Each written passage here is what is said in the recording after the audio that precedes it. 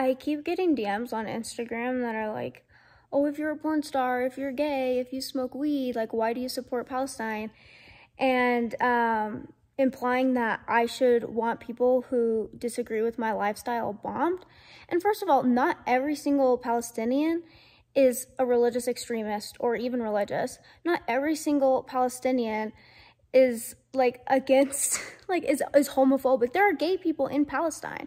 Like, people will message me and be like, I don't know. It's just like they're implying that because there are people in the country, and especially the country's government, doesn't agree with my lifestyle, that I should want them bombed and that I should want them dead and I should not support them. And it's just absolutely ridiculous, because what's the alternative? Do you think the fucking Israeli government would support me? Do you think fucking Israeli people would support me? I don't. Like, what is the argument there, first of all? Second of all, not every single Palestinian is going to think the same and have the same opinions. It's a country filled with people with different opinions. And also, even if every single Palestinian said, fucking kill all porn stars, kill all people that smoke weed, kill all gay people, even if every single person in Palestine believed that, which they don't, I would still not think they should be bombed. Call me crazy, but I don't think that would fix anything. And I don't think that I have the right to declare death upon my enemies, which they are not. But I just, that's really been bothering me, because I keep getting messages about it, and I just want to stop replying to them and have my explanation be that. There's my explanation. I do not think that people who disagree with me should be killed. I do not agree with genocide, no matter who the genocide is against or on. I don't know what would be grammatically correct in that sentence, but I don't support genocide, period. I don't support war, period.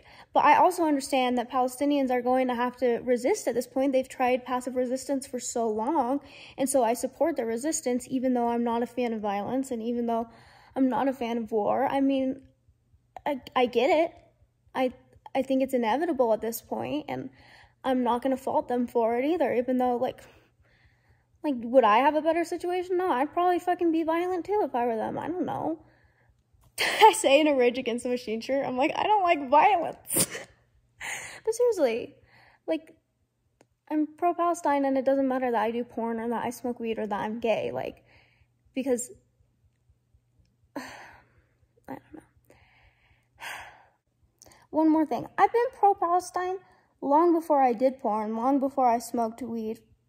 Maybe before I even knew I was, yes, I just had to do the math in my head. I had to do the timeline in my head before I knew I was gay. And never did that change. Like, never, like, it's none of me starting to smoke weed, me starting to do porn, me realizing I was gay. Like, none of that is going to change my allegiance with Palestine. Like, that's so fucking strange. Like, that's so fucking strange to think that way. And also, it's just so weird to me that people are getting on my ass about the whole Palestine thing now, but nobody was on my ass about it in high school or middle school. Nobody was on my ass about it, like, when I was talking about it, because nobody cared until the American news started justifying sending billions of dollars to Israel. And now everyone's on my ass because it's on the news, because, like, it's, like, officially war and Israel declared war. Like, now you're gonna be on my ass. The only person that was on my ass before was, like, my grandparents. Like, and now everyone's on my ass. And it's like, okay, can you just go back to not caring? Like, I guess it's good that people are talking about it even on the wrong side, because then it still brings attention to the matter and it still keeps the conversation going. So maybe I don't mean this, but part of me is just like, you didn't care for years and years and years. You did not give a shit. And so how about just go back to not giving a shit, because it's better than supporting Israel. But also part of me is like, I don't know, like, even when celebrities, like, post pro-Israel stuff, it's kind of a good thing in a way, because it's like, sorry, this bird's being so strange right now. Anyway, maybe it's a good thing, because then it gets people outraged and it keeps the conversation going and it keeps the attention on the matter at hand. But, so I don't know exactly what my opinion on that is, if I just want people to shut up or keep yelling, but I do find it strange. Strange.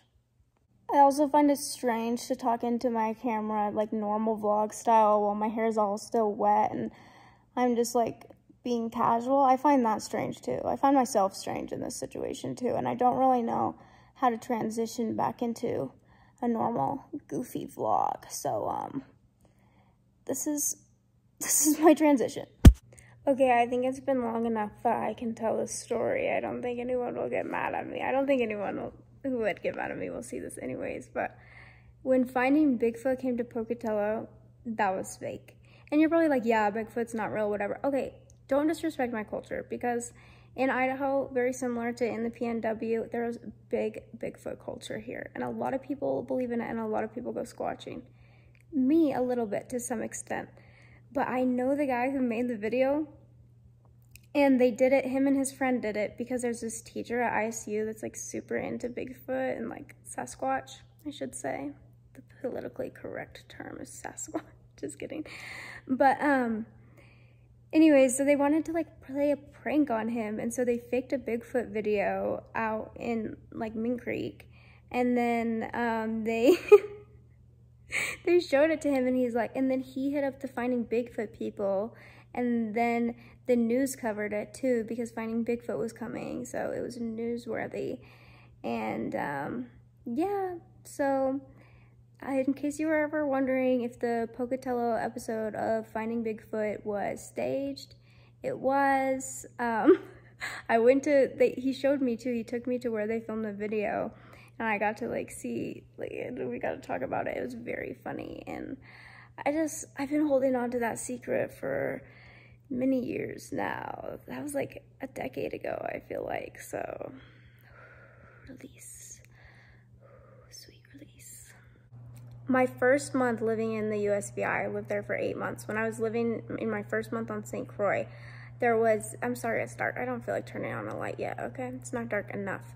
Anyways, there was this Korean man that I lived with, and he did not list on the listing that he was gonna be living there.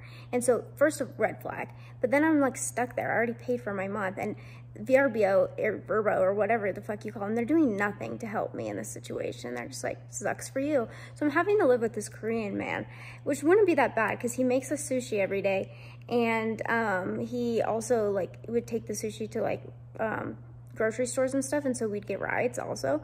So I'm like, okay, this isn't that bad, except for the fact that he was racist, sexist, and like, I don't know, just like not sex positive, and just like a bunch of other stuff. And he wasn't racist against white people as far as I know. He's racist against black people, which is like, what are you doing living in the USVI? Anyway, so I didn't like spending a lot of time at the house, but some days I just didn't want to be in the sun all day. Some days I'd had enough beach as well. So I would walk to the casino that was down the street, and I would just get fucking tanked.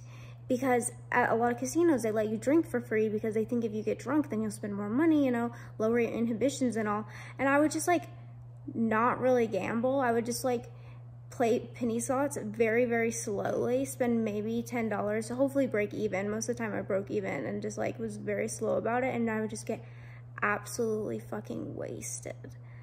And that's kind of something I miss about, like, now that I'm sober, I'm like, how would I escape that situation? Like, how would, like, what would, I'm glad that I was an alcoholic then, because what else was I gonna do? Like, that would have been a really awkward position to be in if I wasn't an alcoholic. So I think I was an alcoholic at a very good time in my life, and I think I'm sober at a very good time in my life.